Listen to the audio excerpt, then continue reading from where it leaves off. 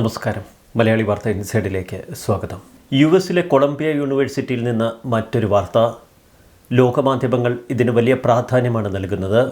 Colombia യൂണിവേഴ്സിറ്റിയിലെ PhDക്ക് പഠിക്കുന്ന ഒരു ഇന്ത്യൻ വിദ്യാർത്ഥിനിയെ അമേരിക്ക വിസ റദ്ദ് ചെയ്ത് ഇപ്പോൾ പുറത്താക്കിയിരിക്കുന്നു.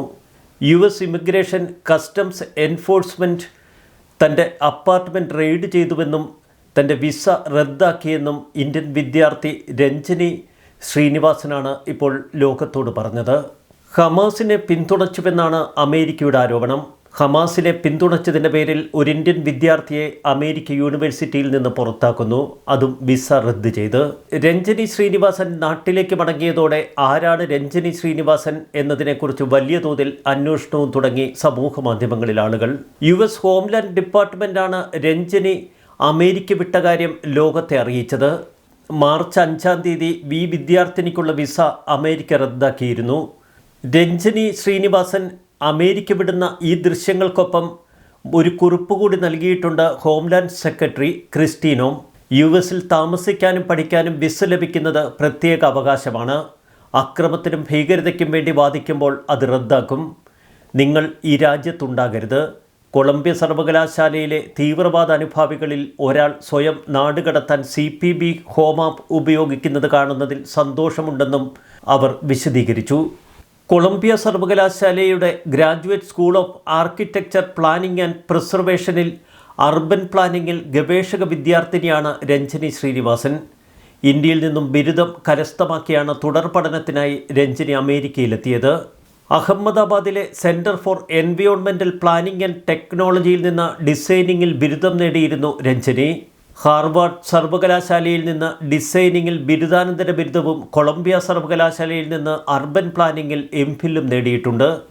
ഹാർവാർഡ് സർവകലാശാലയിൽ നിന്ന് ഫുൾബ്രൈറ്റ് നെഹ്റു ആൻഡ് ഇൻലാക് സ്കോളർഷിപ്പോടെയാണ് ബിരുദാനന്തര പഠനം പൂർത്തിയാക്കിയത്. നഗരപ്രാന്ത ഇന്ത്യയിലെ ഭൂതൊഴിലാളി ബന്ധങ്ങൾ, രാഷ്ട്രീയ സമ്പദ് വ്യവസ്ഥ എന്നിവയെപ്പറ്റിയാണ് രഞ്ജനിയുടെ ഗവേഷണം. US വിദേശ വിദ്യാർത്ഥികൾക്ക് അനുവദിക്കുന്ന F1 വിസയിലാണ് രഞ്ജനി അമേരിക്കയിലെത്തിയത്. മികച്ച അക്കാദമിക് നിലവാരമുള്ള രഞ്ജനി ശ്രീനിവാസനെ ഇപ്പോൾ അമേരിക്ക പുറത്താക്കിയിരിക്കുന്നു. ഇത് കൃത്യമായ സന്ദേശമാണ് അമേരിക്ക ഇതുവഴി ലോകത്തിന് നൽകുന്നത്. ഇന്ത്യൻ വിദ്യാർത്ഥികൾക്ക് വിദേശ പഠനത്തിന് അവസരം നൽകുന്നതിനുള്ള ഇൻലാക് സ്കോളർഷിപ്പ് വരെ രഞ്ജനി നേടിയിട്ടുണ്ട്. ഇവിടെയാണ് രഞ്ജനിയുടെ കുറ്റകൃത്യത്തിൻ്റെ ആഴം മനസ്സിലാക്കാൻ. അമേരിക്ക ഭീകര സംഘടനയുടെ ലിസ്റ്റിൽപ്പെടുത്തിയ സംവിധാനമാണ് ഹമാസ്. ഈ ഹമാസിനെ പിന്തുണയ്ക്കുക വഴി ഭീകരവാദത്തെ പിന്തുണയ്ക്കുന്നുവെന്നാണ് അമേരിക്ക പറയുന്നത്. ഹമാസിനെ പിന്തുണയ്ക്കുക വഴി രഞ്ജനി അക്രമത്തെയും ഭീകരവാദത്തെയും ഒക്കെ പിന്തുണയ്ക്കുന്നുവെന്ന് അമേരിക്ക പറയുന്നു. സുരക്ഷാ ആശങ്കയെ തുടർന്നാണ് രഞ്ജനിയുടെ വിസ റദ്ദാക്കുന്നതെന്നും അമേരിക്ക വിശദീകരിച്ചു. വിസ റദ്ദാക്കിയതിനെ തുടർന്ന് സ്വയം നാടുകടക്കാനുള്ള ഒരു സംവിധാനം ഉപയോഗിച്ചാണ് രഞ്ജനി പെട്ടെന്ന് എയർപോർട്ടിലെത്തിയതും തുടർന്ന് കാനഡയിലെ റെഫ്യൂജി സംവിധാനം ഉപയോഗപ്പെടുത്തി കാനഡയിൽ താൽക്കാലിക അഭയം പ്രാപിച്ചതും.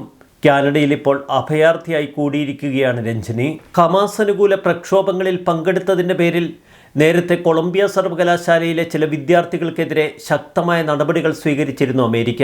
കഴിഞ്ഞ വർഷം കൊളംബിയ സർവകലാശാല ക്യാമ്പസിൽ നടന്ന പ്രക്ഷോഭങ്ങൾക്ക് നേതൃത്വം നൽകി എന്ന പേരിൽ ഖലീൽ എന്ന പൂർവ്വ വിദ്യാർത്ഥി US അറസ്റ്റിലായി. ഖലീലിൻ്റെ വിസയും അമേരിക്ക റദ്ദാക്കിയിരുന്നു. ഖലീലിൻ്റെ അറസ്റ്റിൽ പ്രതിഷേധിച്ച് കൊളംബിയ സർവകലാശാലയിൽ ചില നീക്കങ്ങളും നടന്നിരുന്നു.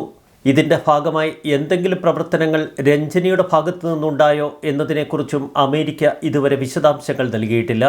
മഹ്മൂദ് ഖലീലിൻ്റെ അറസ്റ്റിനെതിരെ ചില പ്രതിഷേധ സ്വരങ്ങളൊക്കെ അമേരിക്കയിൽ ഉയർന്നു. എങ്കിലും ട്രംപ് കട്ടയ്ക്ക് തന്നെയാണ് ഇക്കാര്യത്തിൽ നിലപാടെടുത്തിരിക്കുന്നത്.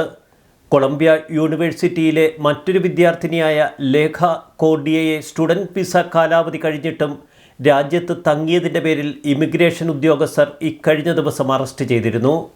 ഇവരെ നേരത്തെ ന്യൂയോർക്കിൽ വെച്ച് പലസ്തീൻ അനുകൂല പ്രതിഷേധങ്ങളിൽ പങ്കെടുത്തതിന് പോലീസ് അറസ്റ്റ് ചെയ്യുകയും ചെയ്തിരുന്നു. പലപ്പോഴും ഇന്ത്യയിൽ പ്രതിഷേധ സമരങ്ങളുടെ വേദിയാകാറുണ്ട് JNU യൂണിവേഴ്സിറ്റി. സമാനമാണ് കൊളംബിയ യൂണിവേഴ്സിറ്റിയുടെ സ്ഥിതിയും. ഇടത് ജിഹാദി സംവിധാനങ്ങൾ യൂണിവേഴ്സിറ്റിയെ കൈയടക്കി വച്ചിരിക്കുകയാണ് എന്ന് ട്രംപ് കരുതുന്നു. അവിടെ ഗവേഷണ വിദ്യാർത്ഥികൾക്ക് നൽകി വരുന്ന 40 കോടി രൂപയുടെ സഹായം ഇക്കഴിഞ്ഞ ദിവസം ട്രംപ് മരവിപ്പിച്ചിരുന്നു. പലസ്തീൻ അനുകൂല കൊടി ഏതെങ്കിലും ഒരു വിദ്യാർത്ഥി ഉയർത്തിയാൽ ഇനി ഗ്രീൻ കാർഡ് കയ്യിലുണ്ടെങ്കിൽ പോലും തങ്ങൾ പുറത്താക്കും എന്ന നിലപാടാണ് അമേരിക്ക സ്വീകരിച്ചിരിക്കുന്നത്. ഇസ്രയേൽ ഹമാസിന് നേർക്ക് യുദ്ധം തുടങ്ങിയതിന് തൊട്ടു പിന്നാലെ അമേരിക്കയിലെ പല സർവകലാശാലകളിലും ശക്തമായ പ്രതിഷേധ സമരങ്ങൾ നമ്മൾ കണ്ടിരുന്നു. അന്ന് ഇസ്രയേലിനെതിരെ പ്രത്യേകിച്ച് ഹമാസിനെ അനുകൂലിച്ച് നടന്ന പ്രക്ഷോഭങ്ങളിൽ പങ്കെടുത്തവരുടെ വിസ റദ്ദാക്കുകയും അവരെ അമേരിക്കയിൽ നിന്ന് നാടുകടത്തുകയും ചെയ്യുമെന്ന് തെരഞ്ഞെടുപ്പ് പ്രചരണത്തിനിടയിൽ ട്രംപ് പറഞ്ഞിരുന്നു. ശക്തമായ നടപടികൾക്ക് ട്രംപ് തുടക്കമിട്ടതോടെ പലസ്തീൻ അനുകൂലികളുടെ തലപ്പൊക്കം കാണാതായി അമേരിക്കയിൽ. അമേരിക്കൻ ഐക്യനാടുകളിൽ താമസിക്കാനും പഠിക്കാനുമൊക്കെ വിസ ലഭിക്കുന്നതൊരു പദവിയാണ്, അംഗീകാരമാണ്. DHS സെക്രട്ടറി ക്രിസ്റ്റീൻ നോം ഇത്തരമൊരു പ്രയോഗം നടത്തുമ്പോൾ അതിനോട് എങ്ങനെ പ്രതികരിക്കും ഈ പലസ്തീൻ അനുകൂലികൾ? അതുകൊണ്ട് തന്നെ നിങ്ങൾ അക്രമത്തിനും ഭീകരതയ്ക്കും വേണ്ടി ബാധിക്കുമ്പോൾ ആ പദവി റദ്ദാക്കപ്പെടും. കുടിയേറ്റക്കാർക്ക് അഭയം തേടാൻ അവസരം നൽകിയിരുന്ന ഒരു നവീകരിച്ച മൊബൈൽ ഫോൺ ആപ്ലിക്കേഷനാണ് CPB ഫോം. US-ൽ നിയമവിരുദ്ധമായി താമസിക്കുന്ന ആളുകൾക്ക് സ്വമേധയാ രാജ്യം വിടാൻ ആഗ്രഹിക്കുന്നുവെന്ന് പറയാൻ അനുവദിക്കുന്ന ഒരു സംവിധാനം. ഈ സംവിധാനം ഉപയോഗിച്ചാണ് രഞ്ജനി ശ്രീനിവാസൻ അമേരിക്കയിൽ നിന്ന് രക്ഷപ്പെട്ടത്. തിങ്കളാഴ്ചയാണ് CBP ഫോം പ്രഖ്യാപിക്കുന്നത്.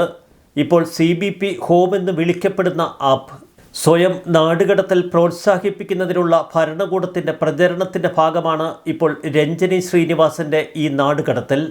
നിയമപരമായ പദവിയില്ലാതെ ദശലക്ഷക്കണക്കിന് കുടിയേറ്റക്കാരെ നാടുകടത്താനുണ്ട് അമേരിക്കയിൽ നിന്ന്. അവർക്ക് ഈ സംവിധാനം ഉപയോഗപ്പെടുത്താമെന്ന് ഹോം സെക്യൂരിറ്റി പറയുന്നു. അമേരിക്കയിലെ നിയമവിരുദ്ധമായ വിദേശികൾക്ക് സ്വമേധയാ പോകാനുള്ള ഉദ്ദേശം പ്രഖ്യാപിക്കുന്നതിനുള്ള ഒരു ലളിതമാർഗം.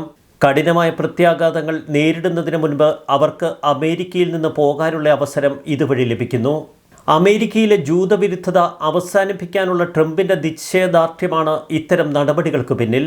കൊളംബിയ യൂണിവേഴ്സിറ്റിയുടെ ക്യാമ്പസിൽ അനധികൃത കുടിയേറ്റക്കാരെ താമസിപ്പിക്കുന്നുവെന്ന് നേരത്തെ തന്നെ ട്രംപ് പരാതിപ്പെട്ടിരുന്നു.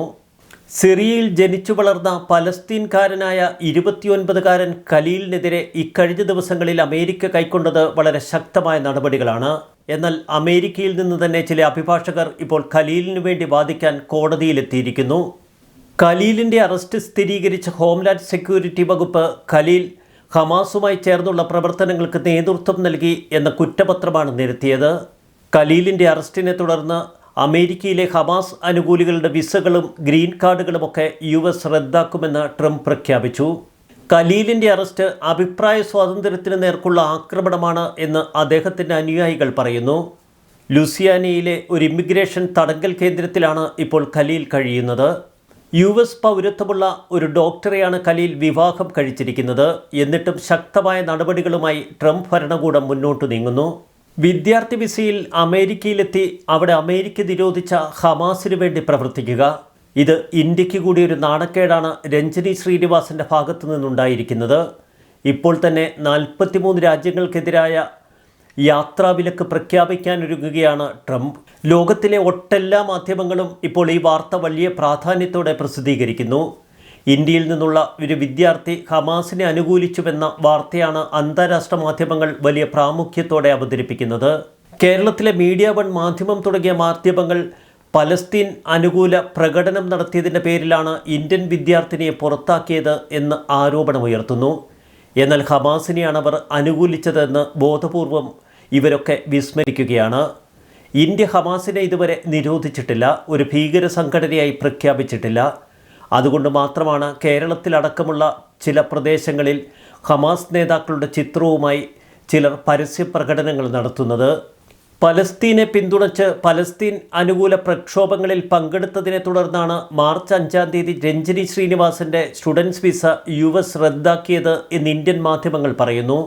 പലസ്തീനു വേണ്ടി ഉറഞ്ഞുതുള്ളി കൊളംബിയ സർവകലാശാല വകുപ്പിൽ ആസാദി മുദ്രാവാക്യം വിളിച്ച രഞ്ജനി ശ്രീനിവാസന് ആരുമില്ലാത്ത അവസ്ഥ.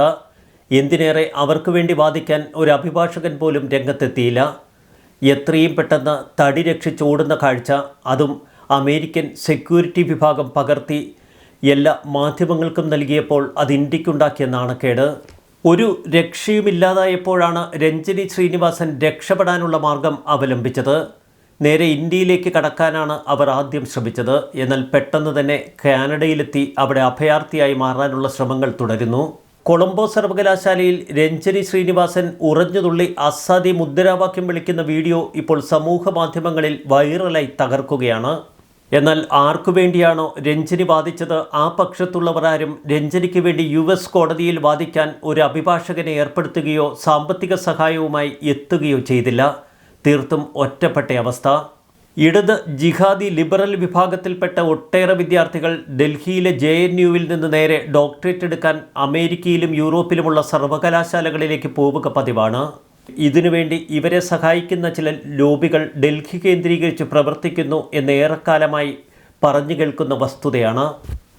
രഞ്ജനി ശ്രീനിവാസനെ അമേരിക്കയിൽ നിന്നും പുറത്താക്കിയ ഈ വാർത്ത ഇസ്രയേലി മാധ്യമങ്ങളും ആഘോഷിക്കുകയാണ്.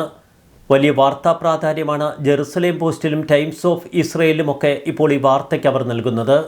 എന്തായാലും രഞ്ജനി ശ്രീനിവാസൻ്റെ അമേരിക്കയിൽ നിന്നുള്ള മടക്കം അത് ആഘോഷിക്കുകയാണ് മിക്ക സമൂഹ മാധ്യമങ്ങളും. ന്യൂസ് ഡെസ്ക് മലയാളി വാർത്ത ഇൻസൈഡ്.